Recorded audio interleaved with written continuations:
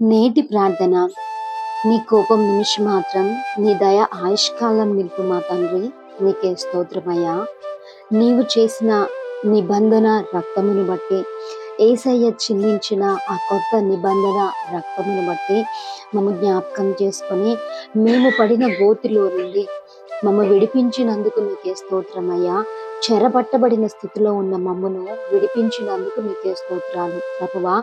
బంధకాల్లో పడిండియు నిరీక్షణకు ఆధారము లేని పరిస్థితులైనా దేవా, నీవిచ్చిన మాట చొప్పున నిరీక్షణతో ఎదురు చూస్తా ఉండగా మమ్ము జ్ఞాపకం చేసుకుంటున్నందుకు నీకే స్తోత్రం ప్రభువా. అయా, మరలా ఒక విశ్రాంతిలోకి, దీవెనలోకి మమ్మల్ని నడిపిస్తున్నందుకు నీకే స్తోత్రం.